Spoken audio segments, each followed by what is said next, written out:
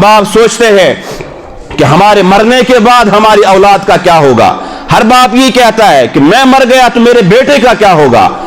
मैं अगर इस दुनिया से चला गया तो मेरे बेटे का क्या होगा। वो फरमाते हैं कभी ये भी सोचा कि औलाद अगर मर गई तो औलाद का क्या होगा। इसके कि हम महल्ले में उन लोगों को ढूंढते हैं कि जिनको मैं अपनी जुबान में अगर कहूं कि जो एक्सपायर हो चुके हैं, जो किसी काम के लायक नहीं होते हैं, न सब्जी लाने के लायक, न दूध लाने के लायक, न कमाने के लायक, घर में बैठे रहते हैं, तो कमेटी वालों की नजरें भी उन्हीं के ऊपर होती है कि उन्हीं को मस्जिद में बिठाएंगे।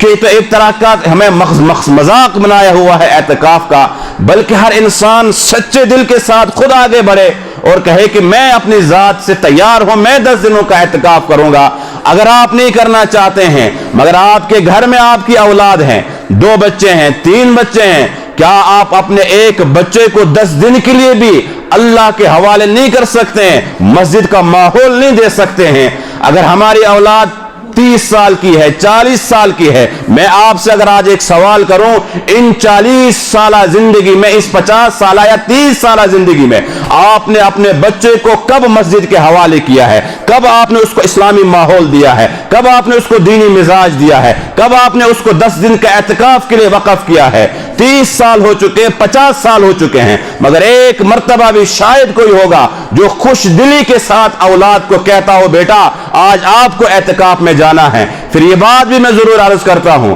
कि जब ऐसे औलाद की शिकायतें आती है, कभी जो है नालियों के अंदर पड़े हुए हों, कभी ड्रग्स करते हुए पकड़े गए, कभी चरस पीते हुए पकड़े गए, कोई बदनाम जमाना काम करते हुए पकड़े गए, फिर मेरे बात को आप दिल पे ले लें मगर मुझसे नाराज ना हो। फिर आपको यह हक नहीं है कि आप किसी के सामने आकर फिर कहें कि मेरे औलाद ने मुझे रुस्वा कर दिया, मुझे जलील कर दिया। अब आप मेरे औलाद के लिए दुआ करें। आपने उसको माहौल देने की कभी कोशिश की नहीं है, कभी सोचा भी नहीं कि मैं अपने बच्चे को दीन दे दूं, उसको कुरानी माहौल दे दूं और इसको रमजान के अंदर कम से कम ये 10 दिन दे दूं कि इसका रुख अल्लाह की तरफ हो जाए, इसका रुख कुरान की तरफ हो जाए। हो सकता है कि ये 10 दिन ही इसके दिल को बदलने वाले 10 दिन हो और ये 10 दिन ही इसकी काया को पलटने वाले 10 दिन हो। तो अगर आप अपने औलाद के बारे में ये चाहते हैं कि हमारे लिए हमारी मौत के बाद ज़ख़ीरा आखिरत बन जाए और हमारा वाक़ियतन सहारा बने, हमारा वाक़ियतन जो है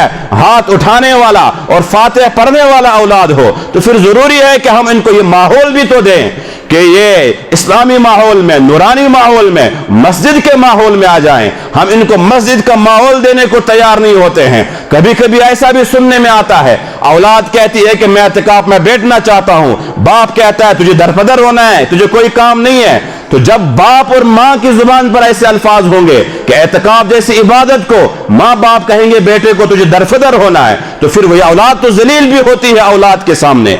लिहाजा आप अपनी औलाद को बजाते खुद तैयार करें कि आपकी मस्जिद में 10 जवान भी अगर हों कि वो एतकाफ में बैठें और उनका दिल अल्लाह बदल देगा और उनकी अंदर की जिंदगी अल्लाह बदल देगा और उन्हें वो माहौल मिल जाएगा कि मस्जिद से बाहर आने के बाद कि वो मस्जिद के पाबंद बन जाएंगे, वो सुन्नतों की पाबंदी करने वाले बन जाएंगे, वो कुरान की पाबंदी करने वाले बन जाएंगे। कि माँ बाप सोचते हैं कि हमारे मरने के बाद हमारी औलाद का क्या होगा। हर बाप ये कहता है कि मैं मर गया तो मेरे बेटे का क्या होगा,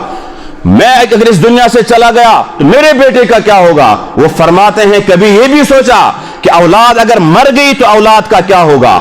औलाद मर गई आपकी जिंदगी में ही तो आखिरत की जो घड़ियां हैं, जो मंजिलें हैं, उसके लिए कभी बाप ने सोचा कि इस मुख्तसर से जिंदगी के लिए,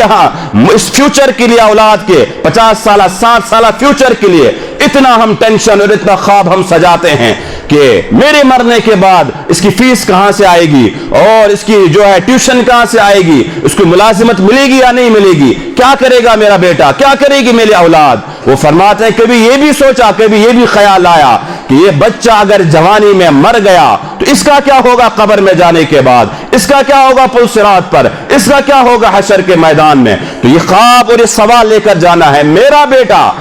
बेटा अगर मेरी जिंदगी में इस दुनिया से चला गया तो उसका क्या बनेगा।